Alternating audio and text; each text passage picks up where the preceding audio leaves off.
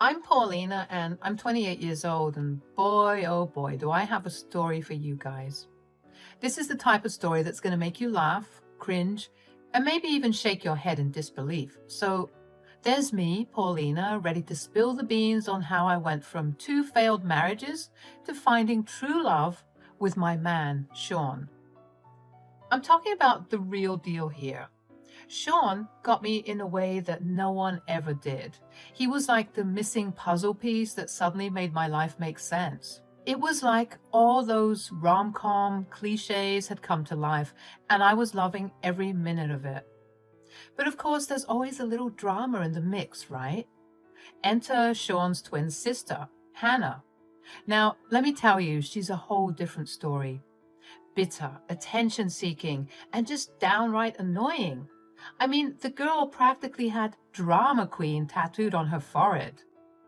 Wedding preparations were in full swing, and guess who decided to insert herself right into the chaos? You got it, Hannah. Suddenly, she was an expert on flowers, venues, and cake flavors. Like, girl, calm down, you're not the bride here. Sean, bless his heart, would tell me to just let it slide and let her have her moments because she was excited. But man, oh man, there was only so much I could take. Picture this, a cake tasting. Me, Sean, Hannah, and her boyfriend Bjorn. Please don't ask me why we agreed to bring them along with us. We're all sitting there ready to sample some sweet goodness. And then it happened. Hannah started with her suggestions on which flavor would be the best. I don't know if it was the stress or the sugar high, but I lost it. Right there in front of everyone. Sean, Hannah, Bjorn, they all got a front row seat to me snapping like a rubber band. I told Hannah how it was, how this was my wedding, not hers. I may or may not have used a few choice words in the process. You know, Paulina, I really like the raspberry filling. I think it would go so well with the vanilla sponge. You two should do this. Oh, really, Hannah? Because I was thinking the complete opposite. Come on, guys, can we not turn this into a debate? Well, I just thought since I have a good eye for these things, Hannah, for the love of all things sweet, this is my wedding, not yours. Can you for 1 second let me make decisions about my own day? Paulina, calm down, let's not make a scene. No, Sean, this needs to be said. Hannah, I get it. You want to be involved, but this isn't your wedding, it's mine. And I've had enough of you acting like you're the one getting married. Excuse me? You heard me. I'm tired of your constant suggestions, your opinions, and your need to make everything about you. This is my moment, my day, and I won't let you take that away from me. Okay, let's all take a breather here. No, Sean. This has to be said. Hannah, I respect you're his sister, but that doesn't give you the right to overshadow me and my choices. So do us all a favor and back off. I was just trying to help. Help? No, you're trying to control everything. But guess what? This isn't your show. So either you respect that or you leave. Maybe we should go. Yeah, I think that's best. Goodbye. Hannah turned 50 shades of red, and Bjorn looked like he wanted to sink into the floor. And that's how it went down, folks. I laid it all out there and told Hannah what was what. Sometimes you've got to put people in their place, especially when they're trying to hijack your big day. All right, buckle up, folks, because this story is far from over. So after the whole cake tasting showdown, Sean and I finally got home. But you know what? Sean wasn't exactly thrilled about how I had lost my cool back there. Babe, I get that Hannah was being annoying, but yelling like that in front of everyone? You're better than that. Sean, she needed someone to put her in her place. If you had stood up for me earlier, maybe it wouldn't have come to this. Yeah, you heard that right. I was standing my ground. Unapologetic for finally telling Hannah off, and honestly, she had it coming. You can only deal with someone's drama for so long before you explode like a shaken soda can. She was asking for it at that point. A few more weeks rolled by and peace had finally returned to our lives. Hannah wasn't around to insert her opinions into every little thing, and I was starting to believe that maybe, just maybe, my perfect wedding was actually going to happen. But, and oh boy, isn't there always a but in these stories, I received a text from Hannah. At first, I thought maybe she was apologizing or trying to make amends. But oh no, it was something else entirely. She texted, "I don't want you anywhere near the wedding, okay? I'm planning on proposing to Bjorn and I don't need you ruining things. I don't care that you're Eric's real dad. Just leave me alone." Confused doesn't even begin to cover what I was feeling. Like what? Proposing Eric's real dad? Did she send this to the wrong person? Instead of replying right away, I did what any sane person would do. I screenshotted that message and put my phone away. You see, sometimes silence is the best response. And this was a whole new level of Hannah's drama. And honestly, I wasn't about to dive headfirst into it. Nope. I was going to sit back, let the confusion simmer, and watch from the sidelines. But she did say one thing that made my ears perk up. Propose at the wedding? Certainly, she didn't mean my wedding, because I would go ballistic. I don't know about y'all, but nothing grinds my gears more than people proposing at other people's weddings. Like, have you no shame? That is someone else's special day, and you want to take advantage of all the glitz and the glam to propose and take the attention away from the couple? Some people need some serious therapy. I was growing angry as I was trying to connect the dots, and what I concluded was that this person who Hannah originally wanted to text was in fact her son's biological father. This is crazy to think about because this entire time we all believed it was Bjorn who was the father of her baby. Eric. Chile, the tea. Anyway, I kept this to myself. I probably should have told Sean about it, but I knew that he would want to take the high road and gather everyone for some kumbaya. Me, on the other hand, I was feeling a little petty, a little violent, if you will. And if this heifer thought that she could get away with proposing at my wedding, then she got another thing coming. But I had to find out some more information. I had to know who she was talking to. So I decided to meet up with her. All right, hang on tight because we're about to dive into the next chapter of this roller coaster ride. So there I was, plotting my next move after receiving that cryptic text from Hannah about proposing to Bjorn and telling me to stay away from the wedding. And trust me, I had a trick up my sleeve. I decided to meet up with Hannah too. Well, fake apologies for my little outburst at the cake tasting. You should have seen her face light up when I suggested it. She was probably thinking she had won or something. But little did she know I was playing chess, not checkers.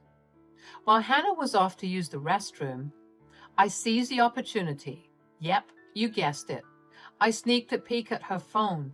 I had a feeling that there was more to her story, and I was ready to uncover it. My heart was racing, my hands were shaky, but I had to do it. I needed answers. First things first, I searched for the name Eric, and there it was, a chat between her and me, where she sent text that she still hadn't deleted. Honestly, it's like she wanted to get caught. But right beneath it was another chat. Paul, bingo. I had found a new lead. I quickly opened the chat. Scanning through the messages, there was a lot of talk about Eric, but I couldn't focus on it properly. I was too afraid that Hannah might return and catch me in the act. So what did I do? I took a screenshot of Paul's number and put Hannah's phone back exactly where I found it. Mission accomplished. Now, I could investigate this Paul guy on my own terms. Hannah returned, and I had to keep on the fake smile I plastered on for her. It felt like this was lasting forever, but finally it was over. After Hannah got her fake reassurance, we parted ways and went to our respective homes. Once I was safe and sound, I grabbed my own phone and dialed the number. The suspense was killing me, and I needed to know what was going on. Who was this Paul? And what was his connection to Hannah? My heart was pounding as I waited for him to answer. After snagging Paul's number from Hannah's phone, I decided it was time to make the call. I was home alone, surrounded by silence and a whole lot of suspense. My fingers dialed the digits and my heart was pounding like a drum. Hello, is this Paul? Yeah, who's this? With a deep breath, I launched into the heart of the matter. I asked him if he knew Hannah and Eric, and what he revealed had my jaw on the floor. Paul, the guy on the other end of the line, was Hannah's ex and Eric's father.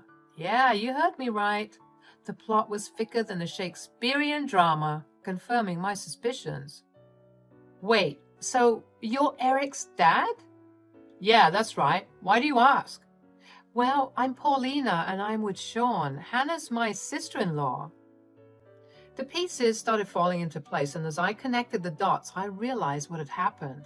Hannah had meant to text Paul, not me. And in her haste or confusion, she had sent that text about wanting Paul nowhere near the wedding and denying him as Eric's real dad to me instead. Talk about a text message mix-up of epic proportions. I took a deep breath and shared the text message with Paul. Let me tell you, he was not happy. He was upset that Hannah had stooped so low as to deny him as Eric's real dad. But that wasn't all. He dropped a bombshell. He was still in love with her. Even after everything, he still had feelings for the woman who had caused so much confusion and chaos. Oh my God, this all makes sense now. Our names are so similar. Paulina and Paul. Yeah, I can see how that could happen. We've been fighting recently because I wanted to get back with her, but she's been denying me, talking big about this Bjorn guy who she's apparently in love with. I get not wanting to get back together, but lying about paternity? She's crazy. I don't even know how you had a baby with her. What can I say? Love can make you do stupid things, so now you think she's going to propose at your wedding, right? Unless there's another upcoming wedding she's referring to, I believe she's going to do it at mine, yes. Paul was cursing on the other line, frustrated no doubt. This was a lot to handle. I'm sorry you're dealing with all this, Paul. Yeah, it's a mess. After my little chat with Paul, I had a plan that involved turning the tables on Hannah and making her sweat for a change. Revenge, you say? Oh yeah, revenge never tasted so sweet. So instead of outright confronting Hannah with the news of my discovery, I decided to play it cool. Oh, but it wasn't just any cool, it was the calm before the storm. I told Paul that we would act like we knew nothing, that our revenge would be much sweeter if we stuck to the plan we were concocting. Let's play this smart, Paul. We're not giving her the satisfaction yet. I'm all in, Paulina. Let's make her squirm. After some more scheming and a bit of laughter, we hung up. Little did Hannah know that she had just activated her own downfall. Fast forward a month and it was the big day, the wedding day. Sean and I were all smiles after the ceremony, celebrating with friends and family. Everything was picture perfect, and even the weather was cooperating. I excused myself to freshen up during the reception, waiting patiently for the plan to fall into place, and sure enough, who should come waltzing in wearing that wicked grin of hers? None other than Hannah herself. Oh, Paulina, how's the newlywed life treating you? Oh, you know, just enjoying every moment. Well, I've got something up my sleeve too. Here it was, the moment of truth. Hannah was about to drop her bomb, and she was convinced that I would crumble. But you know what? Revenge had made me stronger, and I was ready. In the next 5 minutes, I'm going to propose to Bjorn, and guess what, Paulina? There's absolutely nothing you can do to stop me. I'm going to steal your moment and embarrass you the same way you embarrass me.